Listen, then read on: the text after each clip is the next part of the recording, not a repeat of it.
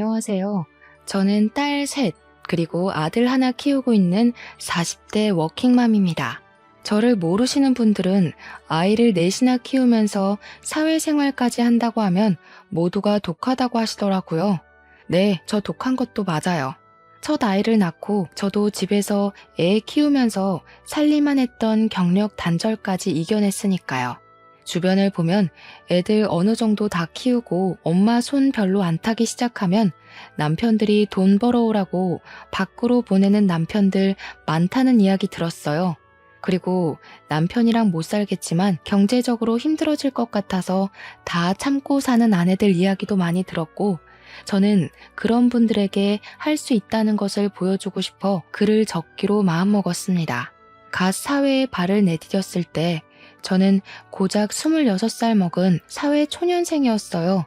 지방 전문대 다니기 싫어서 재수도 하고 휴학도 하면서 시간 꽤 까먹었고, 결국 제 그릇이 작았는지 저는 지방 전문대 졸업하고 첫 취업을 중소기업 경리직으로 했습니다.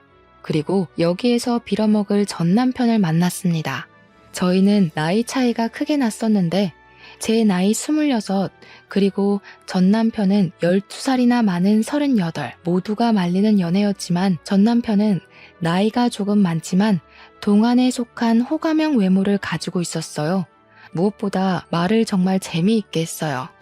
그러다 보니 같이 이야기만 해도 자꾸 저는 웃음이 나왔고, 전 남편은 저에게 웃는 모습이 참 예쁘다고 계속 꼬셨어요. 원래 여자 꼬시기가 제일 쉽다고 그러잖아요. 어린 나이에 나와 다른 씀씀이를 가진 어른이 제가 좋다며 선물 공세를 펼치는데 어떤 여자가 안 좋아하겠어요? 금전적으로 여유가 넘치는 모습이 어쩌면 제가 속물로 보일 수 있겠지만 정말 마음에 들었습니다. 친정이 넉넉하지 못한 형편이라 항상 아끼고 사는 것이 몸에 박혀 있었는데, 이 남자와 함께 있으면 좀 욕심내도 괜찮을 것 같다고 생각했었거든요. 무엇보다 저한테 계속 예쁘다고 하는 사람한테 결국 눈길이 갔고 그렇게 연애를 시작했습니다. 전 남편은 홀어머니와 저보다 10살이나 많은 여동생이 한 명 있었고, 아무래도 노총각 아들이 마음에 걸렸던 시어머니는 결혼을 서둘렀으면 좋겠다고 했어요. 딱히 제가 더 어리다고 무시 안 하고 노총각 아들이 12살이나 어린 여자랑 결혼한다니까 처음에는 시어머니도 10살 많은 시누이도 저한테 정말 잘해주셨어요. 어른들이 그러죠.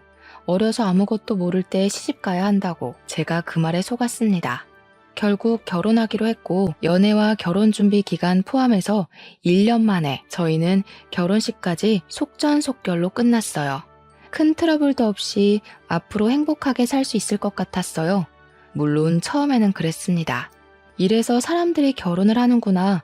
안정감 있는 느낌이 너무 좋았어요. 연애랑 결혼이랑 별로 다를 것 없더라고요. 평소와 다 똑같은데 출퇴근을 같이 한다는 것 말고는 전혀 달라진 것도 없었고 오히려 더 좋은 것들이 많았어요. 그냥 퇴근길에 맛집에서 맛있는 음식을 먹고 새로 개봉한 영화도 보고 주말이면 근교로 나들이도 가는데 어른들의 간섭과 통금만 없어진 느낌이라서 너무 좋았습니다. 하지만 달콤함은 너무 짧았고 우리 사이에 아기가 생기면서 많은 변화가 찾아왔어요. 시댁과 친정에서는 남들처럼 굳이 맞벌이 안 해도 남편이 돈 잘 번다는 이유로 아기는 엄마가 키워야 한다고 직접 키우기를 권했고, 남편 역시 제가 회사를 그만두고 집에서 살림하기를 원했어요. 어쩔 수 없이 경력 단절하고 남편에게 생활비 받았으면서 집에서 애 키우고 살림만 하기로 했어요. 처음에는 막막하고 답답하지만 나쁘지는 않았어요. 아침에 일찍 일어나지 않아도 괜찮고 매일매일 주말처럼 느껴지는 여유로운 일상이라서 나름 좋았어요. 하지만 집에서 전업주부로 지내면서 시어머니와 사소한 문제로 트러블이 생겼습니다. 천사처럼 좋던 시어머니는 제가 전업주부로 지내는 모습이 마음에 안 드셨는지 아니면 원래 본 모습이 이런 사람인 건지 모르겠지만 태도가 변하기 시작했습니다. 얘, 너는 친정에도 전화 그렇게 안 하니? 시어머니가 죽었는지 살았는지 궁금하지도 않아? 네가 그렇게 뜨신 밥 먹고 등 따뜻하게 지낼 수 있는 게 누구 덕분인데 이러니? 이런 사소한 부분에서 어린 게 티가 난다니까. 앞으로 일주일에 서너 번은 꼭 전화해라. 처음에는 왜 전화 한 통 안 하냐, 안부 전화는 왜 안 하냐며 서운하다고 하셨지만 오래 가지는 않았어요. 곧 딸이 태어나고 안부 전화에 대한 트러블은 사라졌습니다. 평소에는 전화를 걸어도 딱히 할 이야기가 없어 자주 걸지 않았지만 아이가 태어난 이후로는 특별한 대화가 없어도 영상통화로 아기 얼굴만 좀 보여주면 10분 정도가 지나고 아이가 울면 운다는 이유로 전화를 끊을 수 있었고 그렇게 한동안 다시 평화가 찾아왔었죠. 인생은 고난의 연속이라고 했던 말 태어나서 처음으로 인정하게 되었어요. 아이가 뒤집기를 하고 기어다니고 걷기 시작하면서 육아로 인한 트러블이 너무 많았어요. 애들은 몸에 열이 많잖아요. 매일 땀을 흘리면서 노는 아이에게 얇은 옷을 입히면 추운 겨울에 왜 옷을 얇게 입혔냐? 한창 호기심 많아질 시기에 소파 등반이라도 하면 애가 위험하게 노는데 왜 말리지 않냐면서 사사건건 육아에 참견하시기 시작했어요. 저도 나름대로 육아 서적도 읽고 맘카페에서 정보 공유도 받으면서 아이를 키웠는데 옛날 사고방식을 가진 어른들이 보기에는 못마땅한 것들이 많았나 봐요. 요즘 애들은 육아 공부도 한다는데 너는 그런 것도 안 하니? 아니면 어려서 모성애가 없어서 애를 방치하고 키우는 걸로 보인다. 애들한테 눈 잠시도 떼지 말고 항상 애가 먼저다. 하여튼 요즘 것들은 어머님, 요즘 애들 다 이러고 커요. 오히려 과잉 보호는 좋지 않다고 말도 많고요. 육아는 제가 알아서 할게요. 어머님이 이러시는 거 너무 불편해요. 뭐? 육아도 다 경험이 중요하단다. 어른들이 먼저 경험하고 느낀 거 조언해주면 예 알겠습니다 어머님 하고 받아들여야지. 또 말대꾸만 하고. 어디에서 배운 버릇이니? 육아에 대한 책도 많고 전문가들도 많아서 저도 다 보고 배우면서 키워요. 옛날 방식이 무조건 정답은 아니잖아요. 제가 알아서 키울게요. 그냥 안부 전화는 왜 안 하냐는 잔소리만 안 들었지 다른 이유로 사람 미치게 했어요. 그리고 더 힘들었던 것은 시어머니와 부딪히는 일이 많아지면서 남편에게 하소연하기 시작하였고 처음에는 우리 엄마 왜 저러는지 모르겠다고 자기 키울 때 안 그랬는데 왜 유난인지 모르겠다던 남편이 점점 저한테 질리기라도 했는지 변하기 시작했습니다. 어른이 말하면 고개 숙일 줄도 알아야지. 내가 계속 네 편 들었다고 따박따박 우리 엄마한테 자존심 세우는 거 좀 아니지 않냐? 결혼 초반이야. 네가 어리니까 사회성이 떨어져서 그런가 보다 하고 봐줬지. 1, 2년 됐으면 사회성 기를 때도 되지 않았냐? 언제는 어려서 좋다고 꼬셨으면서. 그리고 내 편 한 번만 들어주는 게 그렇게 힘들어요? 해결해달라는 것도 아닌데 육아를 우리가 해야지 왜 어머님이 사사건건 간섭하시는지 저 모르겠어요. 그러니까 자존심 내세워서 우리 엄마랑 싸우지 말고 알겠다 죄송하다 한마디만 해라. 그게 융통성 있는 거라고. 듣기 좋은 소리도 한두 번 들으면 듣기 싫다는데 내가 언제까지 네 감정 쓰레기통으로 살아야 하냐? 어머님도 힘들게 하는데 당신까지 왜 이래요? 그리고 당신도 살림이나 육아에 전혀 관심 하나도 없고 저 혼자 독박 육아하는 거 불공평한 것 같으니까 앞으로 나눠서 해요. 애를 저 혼자 만든 건 아니잖아요. 집에서 따뜻하게 살림이나 하고 쇼핑만 하고 지내니까 아주 배가 불렀다. 남들은 애 키우면서 밖에서 돈도 벌어다 온다는데 오늘은 또 뭐 샀냐? 쓸데없는 거 샀지? 집에서 내가 주는 돈 받아서 쓰면서 매번 20만 원씩 장 보는 거 개념이 없는 거 아니냐? 애가 아직 사회의 쓴맛을 안 봐서 돈 아까운 줄 모르나? 앞으로 네 경제 개념 기를 겸 영수증 제출하고 꼬박꼬박 보고해라. 굳이 신용카드를 써서 남편 휴대전화에 카드 승인 내역이 날아가는데도 꼭 저한테 가계부 쓰라고 종용하고 용돈으로 산 개인적인 물건이나 장보고 쓴 금액까지 모두 눈앞에서 영수증 보여달라고 명령질까지 했습니다. 마트에서 음식 재료 사는 것도 영수증 하나하나 다 비교하면서 몸에도 안 좋은데 애들 간식이 꼭 필요하냐? 얼마 전에 애들 신발 사지 않았느냐고, 애들은 금방 크는데 신발을 또 사줬냐고 잔소리. 아이가 예쁜 것과 돈은 별개인가 봐요. 그렇게 애가 예뻐서 집에 오면 눈에서 꿀이 뚝뚝 떨어지면서 애 입에 들어가는 거 하나하나 다 참견하고 입는 옷이면 신는 신발까지 다 탐탁지 않아 했어요. 아이가 둘째라서 물려받을 옷이라도 있으면 모르겠지만 첫째인데 왜 이렇게 야박하게 구는 걸까요? 그러면서 자기 입에 들어가는 음식은 고기 없으면 밥도 안 먹고 그 나이에 편식하는 사람 처음 봤어요. 혹여나 친정 부모님 생신이라서 선물이라도 하나 해드리면 너무 비싼 거 사드린 거 아니냐고. 자기 엄마는 혼자지만 친정 부모님은 두 분이라서 금액 낮춰야 할 것 같다고 하는데 진짜 너무 정 떨어지고 서운하더라고요. 그리고 제가 자꾸 어려서 모른다, 너무 어리다고 시댁과 남편은 그랬지만 저는 아무리 어려도 집안일에 소홀했던 적 단언컨대 단 한 번도 없었어요. 어린 나이에도 불구하고 시집 오자마자 유산기가 있었던 임신 초기에도 작은 체구의 임신까지 해서 더 힘들었던 만삭 때도 100일도 지나지 않은 갓난아기를 키울 때도 집안 제사나 어버이날, 시어머니 생신 등 단 한 번도 거른 적 없었어요. 심지어 명절이나 제사 때는 애 등에 업고 장보고 음식하고 바닥에 앉아보지도 못하고 친척 어르신들 접대까지 다 했어요. 그렇게 일만 하다가 새벽에 겨우 서너 시간 쪽잠 자면서 새벽부터 또 일어나 차례상 차리고 친척 어르신들 식사 차려도 싫은 소리 한 번 하지 않았거든요. 시어머니는 옛날 사람이라 밖에서 사 먹는 음식 몸에 별로 좋은 거 없다고 외식을 싫어하셨는데 1년에 한 번 있는 생신 때도 매년 집에서 잔치처럼 한상 차림을 해드렸어요. 손이 많이 가는 갈비찜, 잡채, 그리고 식혜까지 전부 다 만들어도 고맙다는 말 한 번도 없이 매년 당연하다는 듯이 저한테 원하셨습니다. 그러다가 제가 마음이 힘들었는지 첫째 낳고는 모든 것이 다 괜찮았었는데 둘째가 생기고 출산 후에는 갑자기 산후 우울증이 와서 몸도 마음도 힘들었던 시기가 있었어요. 갓난아기와 이제 3살 먹은 아이까지 둘을 데리고 명절 지내려고 했더니 감당이 안 될 것 같다는 생각이 들어 처음으로 시어머니께 힘든 내색을 보였었습니다. 어머님, 애를 둘이나 데리고 제사 준비하려니까 너무 힘들어서 그러는데 올해만이라도 제사나 명절 음식은 업체에서 시켜서 할 수 있을까요? 요즘 정말 괜찮은 업체들 많대요. 옛날에는 애 5 낳고도 잘만 했다. 하여튼 요즘 어린 것들은 잔머리만 굴리지.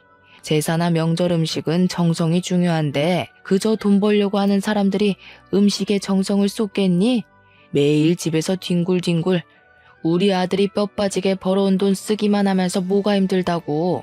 그러면 올해만 음식 준비에 빠져도 괜찮을까요? 둘째 낳은 이후에 너무 몸이 안 좋아서 예전처럼 애까지 돌보면서 음식 준비, 친척 어르신들 대접까지는 조금 힘들 것 같아서요. 죄송해요. 이제 애 둘 낳으니까 세상이 다 네 것 같니? 태훈이가 너 싸고 도니까 네 마음대로 다 될 것 같아? 여우 같은 년, 남자를 어떻게 구워 삶았길래 태훈이가 꼼짝을 못해? 음식 이야기는 못 들은 걸로 하마. 제가 정말 어려서 몰랐던 걸까요? 제 주변 친구들은 요즘 독박 육아나 시집살이는 이혼 사유라던데 산후 우울증은 정말 마음에서 오는 병이 맞는 것 같아요. 시어머니와의 관계가 틀어지니까 점점 더 극심한 스트레스에 불면증도 찾아오고 몸도 아프기 시작했어요. 이렇게 참다가는 정말 큰 병이라도 걸릴 것 같아서 고민 끝에 너무 힘들어서 남편에게 한 번 더 부탁했지만 남편의 입장도 시어머니와 비슷했어요. 여보, 둘째 낳고 몸이 너무 안 좋아서 그러는데 이번 제사 음식은 사서 지내자고 당신이 어머님께 말씀 한번 드릴 수 있어요? 뭐? 내가 너 용돈이랑 생활비를 왜 주는데 집에서 살림만 하는 애가 왜 그 살림조차 하기 싫어하냐? 내가 남들처럼 나가서 돈 벌어오라고 했냐? 돈 많은 처가를 바랬냐? 그냥 애 키우고 살림만 하라니까 그게 싫어? 제가 뭐 이유도 없이 살림하기 싫다고 했나요? 산후 우울증 대부분의 여자가 겪는다고 그러잖아요. 가끔 뉴스에서 산모가 아이와 함께 극단적인 선택까지 했다는 기사를 봤었는데요. 예전에는 저런 선택을 한 아기 엄마는 모성애가 그리도 없을까 하고 생각했었는데 막상 상황이 이렇게 될수록 제가 뉴스에 나오던 그런 엄마가 될 수 있을 것만 같았어요. 결국 남편과 시어머니의 성화에 이기지 못한 저는 갓난아이는 등에 업고 3살 아이는 달래면서 시아버지 제사 준비하게 되었고 시어머니와 시누이는 손가락 하나 까딱하지 않았어요. 애 우는데 보고만 있으면 애가 울음 그치겠어? 좀 달래. 하나밖에 없는 시아버지 제사상 차리기도 싫다고 시위하는 거야 뭐야? 똑바로 좀 하자. 아가씨한테도 하나밖에 없는 아버지 아니에요? 아니면 애들이라도 좀 봐주세요. 애들 보기 싫으시면 음식이라도 도와주시던가요. 저도 몸이 여러 개가 아니잖아요. 혼자서 애도 보랴 음식도 하려고 하니까 진짜 너무 힘들어요. 얘 좀 봐라. 저기요. 눈 똑바로 뜨고 말 대꾸하네? 내가 처음부터 너 너무 예뻐해서 만만해? 시집 와서 돈도 안 벌고 남편이 주는 돈으로 호화롭게 지내니까 눈에 보이는 게 없니? 전 타는 냄새 나잖아. 부엌에서 정신을 왜 놓고 있어? 그리고 우리 애들 먹게 과일 좀 깎고. 처음부터 시누이가 저한테 이러지는 않았어요. 시누이가 저보다 10살이 많았지만 그래도 새언니라고 부르면서 저한테 잘해주던 사람이었는데 남편과 시어머니의 행동이 나를 하대하면 하대할수록 시누이도 똑같이 변했어요. 마치 어린 부하 직원 다루듯 반말 찍찍하고 나중에는 새언니라는 호칭조차 쓰지 않았고 혹시나 저를 부를 일이 생기면 여기저기 하면서 손짓으로 불렀습니다. 집안 어른들 다 모인 날이면 부엌대기 다루듯이 이거 해라 저거 해라 사람을 괴롭혔어요. 지금 생각하면 너무 한심하기 짝이 없는 이야기들인데 왜 이걸 미련하게 다 참고 살았냐고 지금은 모두 욕하지만 당시에는 아무래도 친정이 부유한 것도 아니고 그렇다고 제가 좋은 대학을 나와서 학벌이나 경력이 대단한 것도 아니었죠. 이혼하면 당장 먹고 살 걱정이 먼저였고 이런 이유로 어린 2딸 양육권도 빼앗길 것 같은 생각이 들었어요. 크게 집안 행사만 아니면 시댁에서 가정부 취급받을 일도 없었고 남편이랑 살면 경제적으로 어렵지는 않으니까 1년의 날짜로 따지면 한 달도 안 되는 시간 때문에 이혼하고 싶지는 않았던 것 같아요.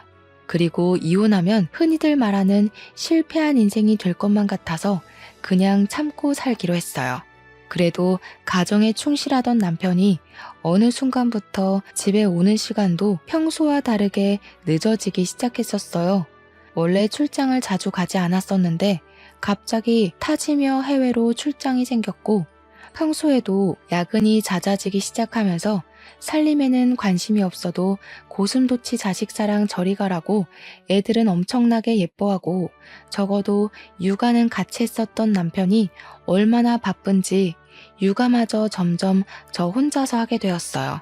그렇게 독박 육아와 살림으로 한 달이라는 시간이 어떻게 지났는지 모를 시점에 오래간만에 같이 회사 다니던 과장님이 대뜸 몸은 좀 괜찮냐며 안부 목적 연락했다며 말을 걸어왔어요. 그냥 아이 낳고 몸조리 잘했냐는 의미로 알고 이제 회복 거의 다 해서 소도 때려잡을 수 있다고 농담을 던지자 그래도 애처가랑 결혼 하나는 잘했다고 집사람 아프다고 집에서 애 봐야 한다고 출근 한 달이나 안 하는 남편 흔치 않다며 제가 모르는 이야기를 하기 시작했어요. 여자의 촉이 무섭다는 말 살면서 처음으로 공감했어요. 저 이야기를 듣는데 이건 100% 바람이라는 생각만 들었고 지금까지 살면서 시댁에서 부엌대기 취급이나 받으면서 서럽고 힘들어도 다 참고 가정만 유지하려고 노력한 내가 바보가 된 것 같았어요. 그리고 제가 너무 믿고 따르던 과장님에게 사실대로 다 털어놨습니다. 과장님, 사실 한 달 전부터 남편이 출장이나 야근이 잦다고 집에 자주 안 왔어요. 가끔 집에 오면 옷만 갈아입고 나가는 경우가 더 많았는데 뭔가 느낌이 다른 여자 생긴 것 같아요. 한 달 전부터? 아니, 회사에도 조금 수상한 신입이 하나 있는데 사장님이 자꾸 그 신입만 외근 보내서 자주 사무실에 없는 여직원이 있어. 아직 업무도 모르는 애를 자꾸 외근 보내서 사람들이 다 이상하다고 그러거든. 혹시 이름이나 사진 좀 볼 수 있을까요? 이력서에 있던 증명사진이라도 괜찮아요. 과장님, 부탁드릴게요. 뒤이어 과장님이 문자로 보낸 사진은 그냥 어리고 예쁜 여자였어요. 나이는 이제 24. 저랑 비슷하게 대학교 졸업과 동시에 취업했다고 하더라고요. 오해가 있었을 거라고 아닐 거라고 생각하려고 노력해도 자꾸 의심은 커져만 갔어요. 마침 남편이 모처럼 집에 들어온 날이라 치킨을 먹고 싶은데 제 휴대전화 배터리가 없다며 배달 앱을 켜달라고 했습니다. 밥 다 먹고 이 시간에 무슨 치킨이냐고 잔소리는 조금 들었지만 옆에서 딸아이도 치킨 먹고 싶다니까 못 이기는 척 결국 잔금을 풀어서 주더라고요. 치킨 시키는 척 사진첩부터 열었더니 남편이랑 내연녀가 다정하게 찍은 사진들이 있었어요. 확대해서 보니 내연녀는 저번에 과장님이 보내준 회사 신입 여사원이랑 같은 사람이 맞았고 메신저까지 열어서 대화까지 보니 정말 정신이 나갈 것 같았어요. 벌써 보고 싶다. 이웃만 하면 너랑 같이 살겠다. 주말에 여행 가자. 사랑한다. 이런 메시지들이 많더라고요. 너무 화가 났지만 또 애들 얼굴만 보면 현실이 너무 막막해서 눈물이 날 것 같았어요. 무턱대고 이혼부터 하면 앞으로 애들 얼굴도 못 보고 경력 단절로 먹고 살기도 힘들 것 같아서 당분간 참고 지내면서 적어도 두 딸은 내가 키울 수 있는 능력을 키우겠다고 다짐했습니다. 사실 친정은 제가 어릴 때 의상실을 했었습니다. 모두 아시죠? 동네에서 제법 큰 의상실을 친정 부모님이 운영하였지만 기성복 시대가 열리면서 의상실들은 하나같이 다 망해서 사라졌어요. 친정 부모님은 그래도 업을 살리겠다고 세탁소와 옷수선을 하고 있고요. 저는 아이들을 키우면서 내가 할 수 있고 쉽게 배울 수 있는 것을 찾다가 애들은 어린이집 보내고 하루에 6시간씩 친정에 가서 아기 옷 만드는 것을 배웠어요. 당장 수익을 내고 싶은 욕심도 없었고 그냥 내 딸이 입으면 좋을 것 같은 옷들을 진짜 정성스럽게 만들어서 애들한테 입히고 예쁘게 사진도 찍어서 인터넷에 올렸습니다.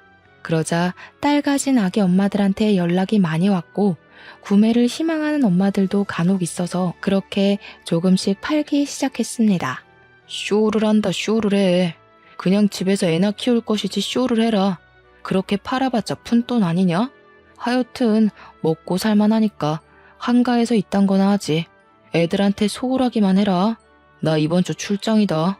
저는 남편의 외도를 알면서도 1년이라는 시간 꾹 참고 버티면서 돈을 모으기 시작했어요. 노력은 배신 안 한다고 했었나요?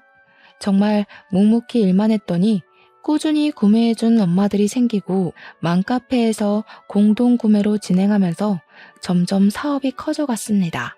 사려는 엄마들이 늘어나면서 대량 생산을 위해서 공장까지 계약해서 옷을 만들기 시작했어요. 정말 눈코 뜰 새 없이 너무 바쁜 시간을 보냈고 시어머니에게 안부 전화도 일주일 넘게 하지 못했어요. 시어머니 성격에 그냥 넘어가실 분이 아니었고 우리 집으로 찾아오셨어요. 너 요즘 친정에 갔다가 매일 이렇게 늦은 시간에 집에 오니? 우리 아들 돈 받아 처먹으면서 가정은 나 몰라라. 결혼하면 출가 외인인데 친정에 가 있는 시간이 너무 길다. 이럴 거면 나 너랑 우리 아들 결혼 안 시켰다. 네가 이따위로 행동하는 거 보면 내 속이 다 터지니까 그냥 이혼해라. 우리 아들 능력 좋아서 괜찮은 며느리 줄을 섰다. 그냥 잠깐 애들 어린이집에 간 시간에만 하는 거라서 가정에 소홀하지 않았어요. 그리고 잘 지내고 있는데 갑자기 이혼하라는 거 좀 듣기 거북하네요, 어머님. 저 되바라진 년이 입만 살아서 가정에 소홀하지 않다는 애가 시애미가 죽었는지 궁금하지도 않아? 꼭 이렇게 찾아오게 만들고 사업은 아무나 하는 줄 아는 게냐? 그냥 집에서 밥이나 하고 애나 키워라. 웃기지만 제 사업이 입소문을 타면서 점점 더 커질수록 남편 회사는 더 힘들어지고 있었습니다. 하지만 남편은 내연녀에게 푹 빠져서 제 사업에는 관심도 없었고 그저 푼돈이라고 확신하고 무시했어요.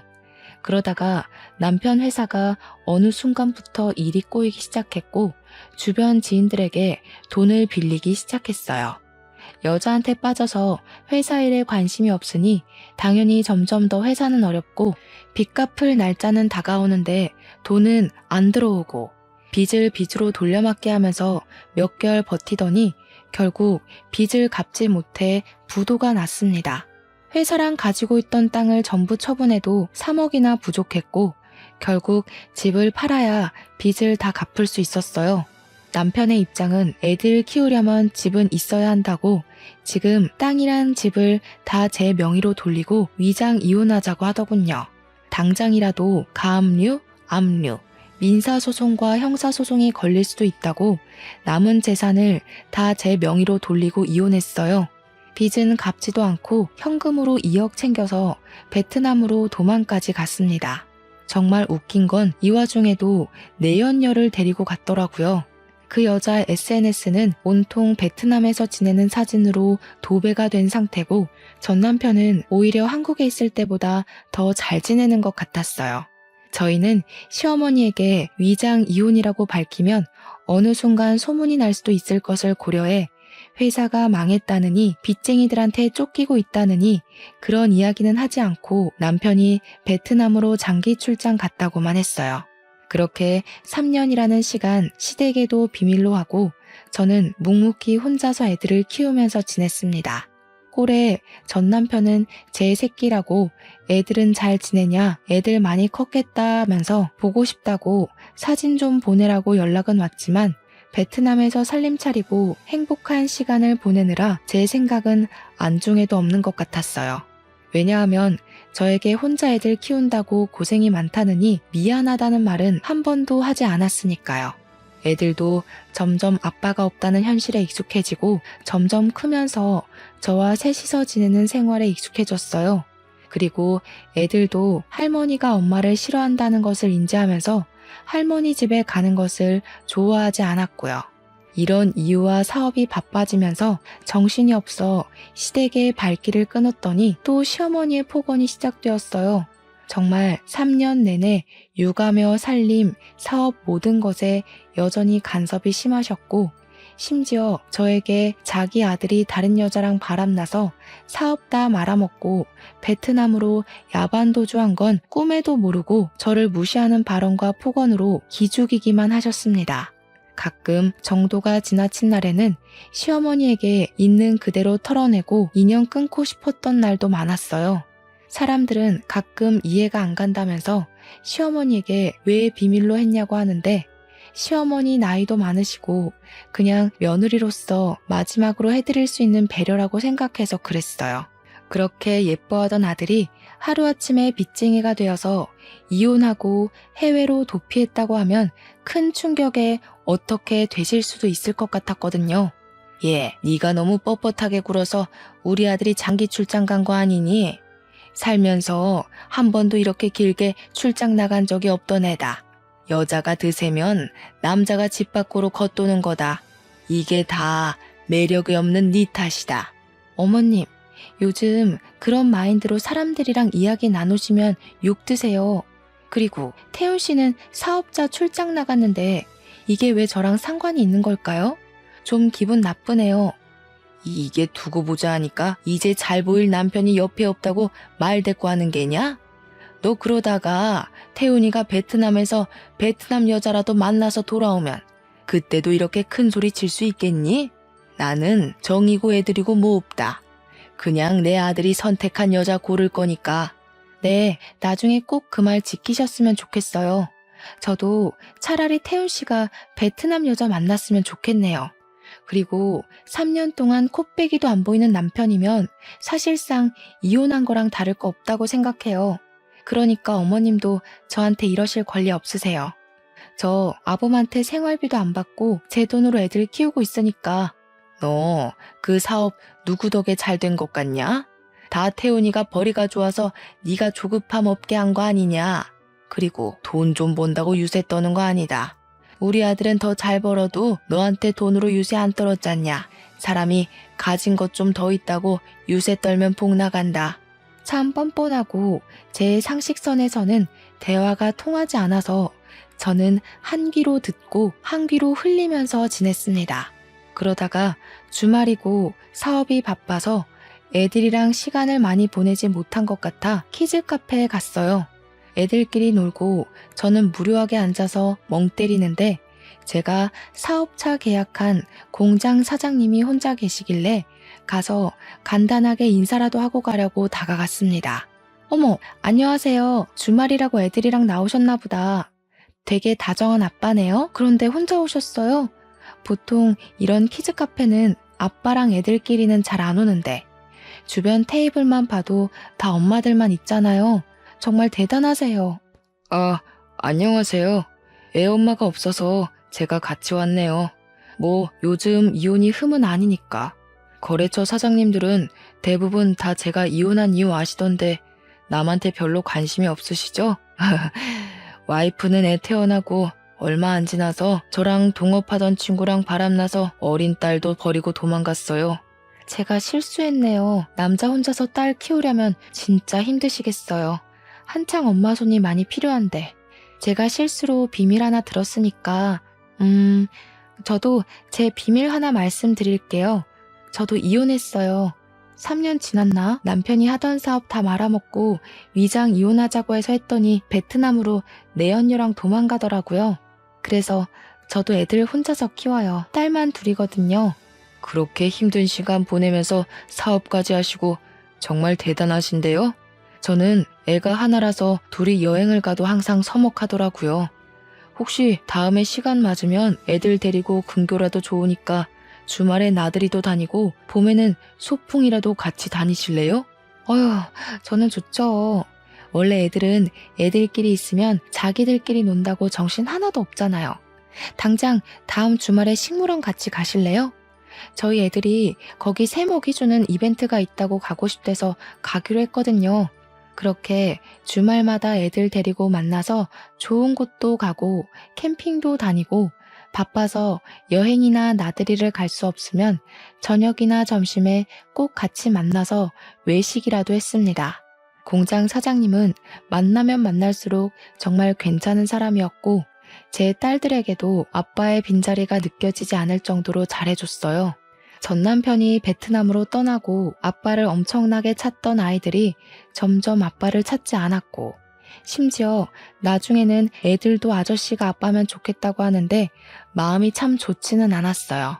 애들이 지난 3년간 저한테 티는 내지 않았지만 아빠가 아주 필요했던 것 같아서요. 그리고 저는 애초에 처음부터 전 남편을 기다릴 생각도 없었습니다. 저 혼자 애들 키우면서 경제적으로 힘들지 않게 살기 위해서 옷 사업을 시작한 거라 말이 위장 이혼이지만 그저 저에게는 이혼이었어요. 명의 이전한 땅과 집은 위자료 그 이상도 그 이하도 아니라고 생각하고요. 제가 이기적인 거 아니잖아요. 집이랑 땅이라니까 되게 거액을 챙긴 것 같지만 돈으로 따지면 고작 3억입니다. 두 아이를 아빠도 없이 혼자 키우기 위해서 3억도 받으면 안 되나요? 공장 사장님과 비록 애들 때문에 만났었지만 많은 이야기를 하면서 많이 가까워졌고 다정한 모습과 아이들에게 해주는 모습에 반해 좋은 감정으로 만나는 사이로 발전까지 했습니다. 첫째 딸이 7살이 되던 해에 갑자기 애들 초등학교 입학 전에 살림 합치자는 이야기가 나와서 결혼식은 따로 올리지 않았지만 양가 식구들 모시고 간단하게 식사하면서 재혼하게 되었어요. 재혼한 이후로 애들은 친아빠를 찾지 않았고 저도 딱히 애들이랑 전 남편이랑 통화를 시켜주지 않았습니다. 애들은 어느새 자라서 초등학교 입학도 했고 딸만 셋이던 우리는 아들도 하나 생겼어요. 제가 살면서 생각한 가장 이상적인 가정 모습으로 행복하게 지내고 있었는데 갑자기 전 남편이 대뜸 지금 한국에 왔다면서 애들이랑 같이 밥이라도 먹자고 전화가 왔습니다. 계속된 거절에도 전 남편은 포기를 하지 않아 결국 그 식사 자리에는 저 혼자 나갔어요. 이제 애들 갓난아기 아니야.